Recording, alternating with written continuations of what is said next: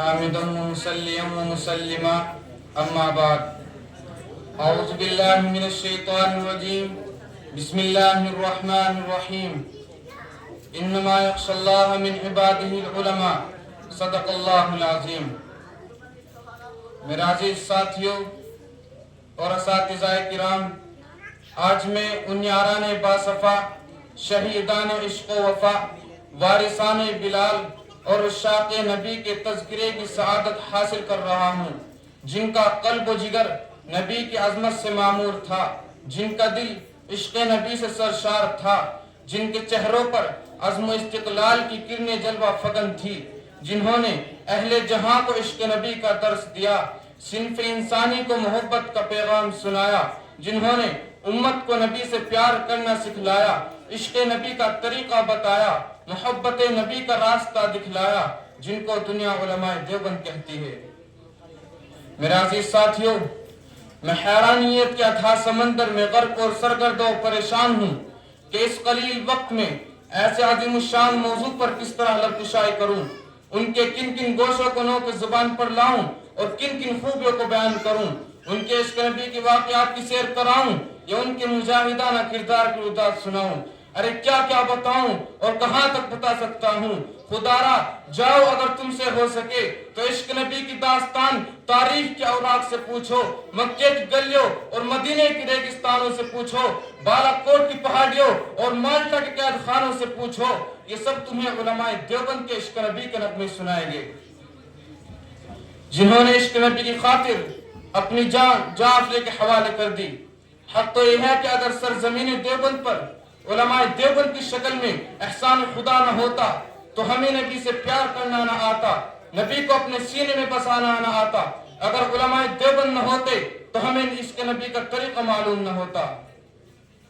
میرا عزیز ساتھیوں، آخر وہ کون سی محبت تھی حضور کی جس نے نانوتوی کو نبی کا دیوانہ بنا دیا تھا؟ وہ نانوتوی حضور صلی اللہ علیہ وسلم کی شان میں چند اشعار کہتا ہے۔ حضور صلی اللہ علیہ وسلم کے روزے کے باہر کھڑے ہی کسی نے کہا اندر کیوں نہیں جاتے؟ فرمایا ابھی اندر جانے کی اجازت نہیں ہے۔ جب اندر گئے تو مسکراتے ہوئے باہر آئے۔ کسی نے پوچھا کیا ہوا؟ فرمایا میرے آقا کا تو مجھ پہ اتنا کرم تھا، میرے آقا کا تو مجھ پہ اتنا کرم تھا کہ بھر دیا دامن پھیلانے سے پہلے۔ یہ اتنا کرم کیوں، یہ کیا سلسلہ ہے، نشہ رنگ لایا پلانے سے پہلے۔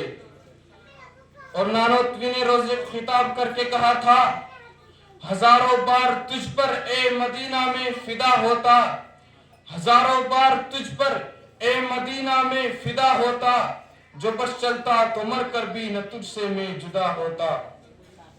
مسلمانوں، آج کی اس نام نہاد دنیا میں عشق رسول ہونے کا دعویٰ کرنے والے تم کو ہزاروں مل جائے گے، محبت نبی کا دعویٰ کرنے والے ہزاروں مل جائے گے، عاشق رسول ہونے کا دعویٰ کرنے والے ہزاروں مل جائے گے، اتباع نبی کا دعویٰ کرنے والے ہزاروں مل جائے گے، نبی کے نام پر مر مٹنے کا دعویٰ کرنے والے ہزاروں مل جائے گے، مگر ہمیں بتاؤ تو صحیح ان کے دعووں میں کتنی سچائی ہے، ان کے دعووں میں کتنی صداقت ہے، ان کے دعووں میں کتنی حقانیت ہے؟ کیا ان کی زبان سے اتر کر ان کے دلوں میں بھی کوئی اثر ہے؟